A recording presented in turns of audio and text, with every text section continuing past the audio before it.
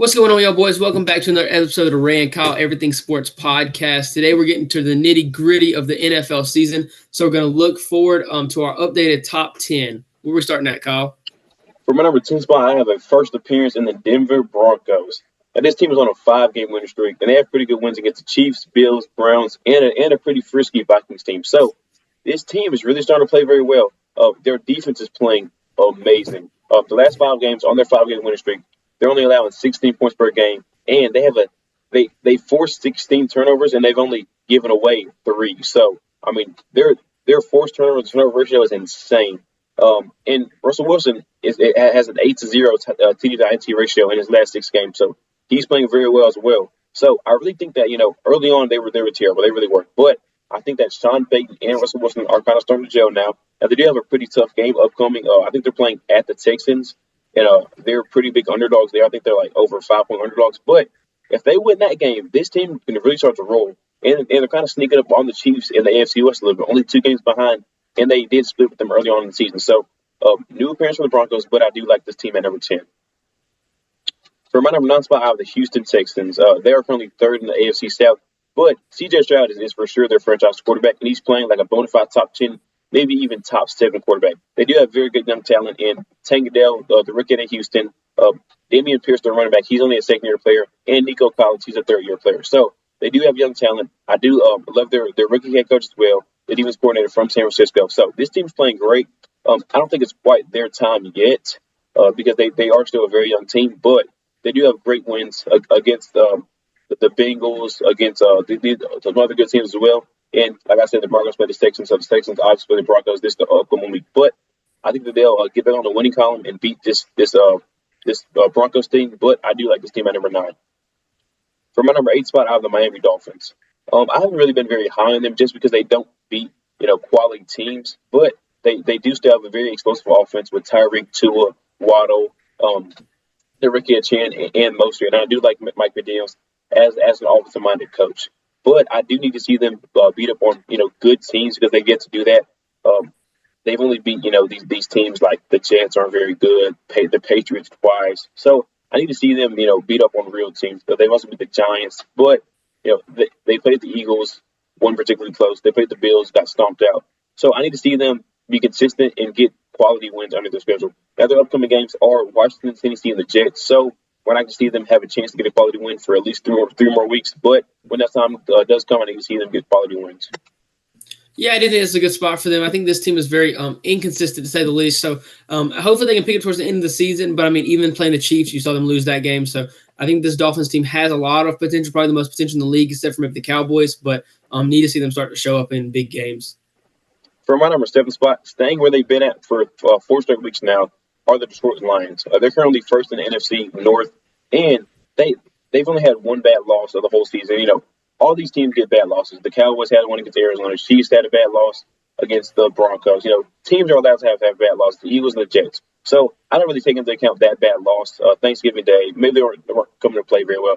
This came off a historical comeback. Down by 2 scores with 4 minutes left against the Bears and came back and won that game. So teams are allowed to have bad losses. I still believe in Dan Campbell. I still believe in the capable quarterback in Jared Goff. They still have elite weapons all across the field. So I'm not really taking too much, out of that loss that they did have. So I think that number 7 is a good spot for the Lions. But I want to see them continue to get big wins because they played a good Ravens team, got stomped out, and they also lost to the Seahawks earlier on in the season. So I need to see them be more consistent and have quality wins. But I'm not paying too much over that loss to Green Bay. For my number 6 spot, I have the Jacksonville Jaguars. They're currently first in the AFC South, and this team has had their back-to-back best weeks of the entire season. Trevor Lawrence is playing amazing. He's averaging over 316 yards per game passing, and he has a 6-to-1 total TD to INT ratio their past 2 games.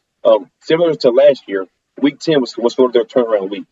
They played the Texans, had a great game, and then they play a good Texans team at the Texans and have a good game as well. And Calvin Ridley has had back-to-back good games as well. First game against the Tennessee Titans on this 2-week run, he had 7 catches for 103 yards, 2 touchdowns. And then last weekend, he had 5 for 89 and a touchdown as well. So their upcoming games are against shambled Bengals team and then the Browns and the Ravens. So the schedule is a little difficult, but I do love this team at number 6. For my number 5 spot, I have the Baltimore Ravens at 9-3. They're currently first in the AFC South. Lamar and his team are really playing well, and they really have been for the past like 5 weeks.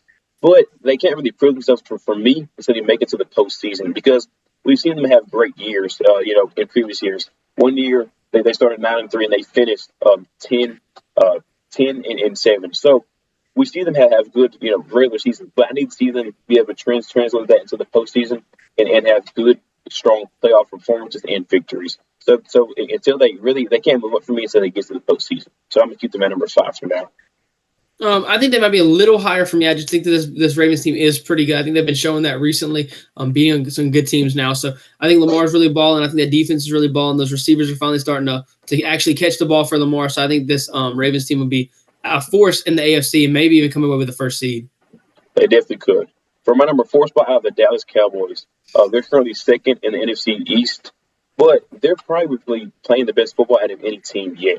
I understand they really haven't had a very tough schedule. I mean, this was before I said I need them to beat up on these teams. The Washingtons, the Giants, and the Commanders. So I said I wanted them to beat up on these teams like they did. They killed the Panthers as well, and that's what I wanted them to see. Dak is playing amazing. I mean, he's throwing for 320 yards on this 3-game stretch, and he got a 17-2 TDI ratio in his last 5 games. So he's probably playing the best football of his career. CeeDee Lamb is balling. Tony Potter's coming off his best game of the year, probably with a touchdown, and ran for over 70 yards on the ground. So, and we know what the defense brings to the table.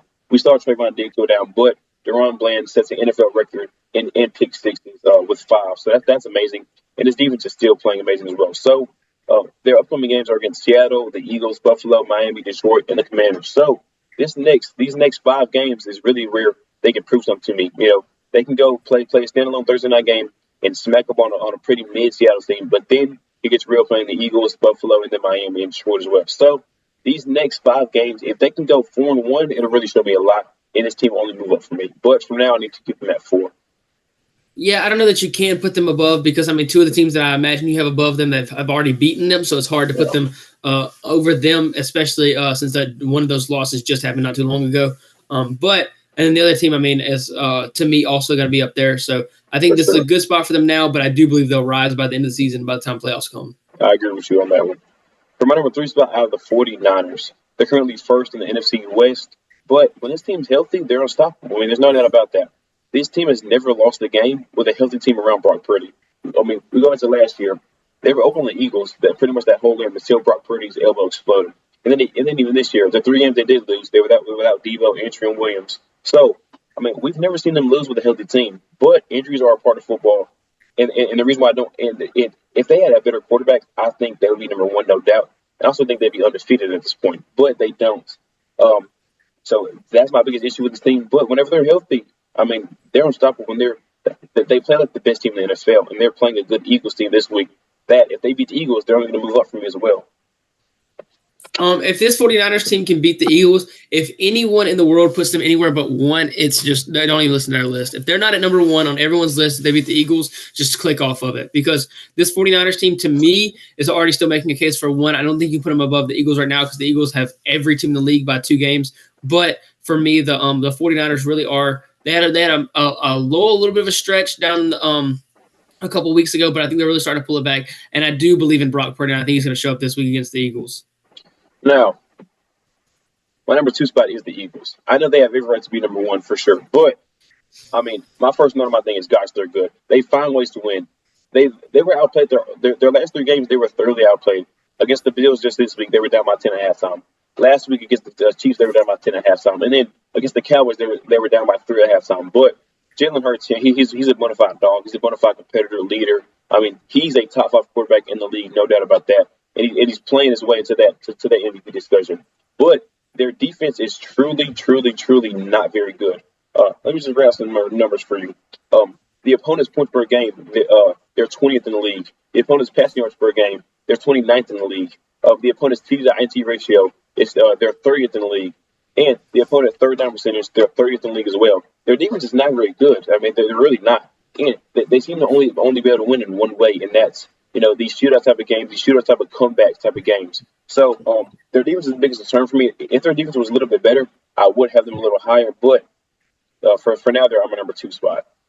I think that's I can't disagree with this more. This Eagles team has every team in the league by 2 games, and the team that you're about to put over them, they've already beaten. So I don't see how you Yep, can put them above them. But if you look at those numbers, a lot of the reasons because the teams the Eagles are playing, the Eagles are playing tough teams, probably have the hardest schedule in the league. So if you look at the teams that are probably over them, you have teams like the Saints, who's playing the NFC South. You have teams like the Texans, who's playing the terrible Bengals and get to play the Broncos this week. But if you look at the Eagles, who's played the Cowboys, the Bills, the Chiefs, I mean, they're playing tough teams, so obviously their numbers aren't going to be as good. I think the Eagles are the best team in the league. Don't get me wrong. I don't think it's by a lot by any means because they are squeaking through some games that I think they deserve to lose. But at this point, they're winning games, and I mean, you can't put them anywhere but one for me. for sure. And the great thing about this list is it's not the standing. So record matters, of course, but not as much. And the reason why I have the Kansas City Chiefs number one is simply because they have the best quarterback, a top three coach, and the best tight end in football right now. And like I've always said, if their offense is the biggest issue or concern, then they'll be just fine. I really do think that they kind of turned the corner this week against the Raiders team because they were down by 14 and they went on a 31-3 run. So I love these Chiefs at one, and I think they'll continue to win this, and that's my Super Bowl prediction. Can't argue with the Chiefs being up at 2, but to 1, it's a little bit of a stretch for me. But I guess we'll get to see. I mean, we'll see how much the Eagles are made of this week. But thank y'all boys for tuning in with us, and we'll get at y'all next week. Peace.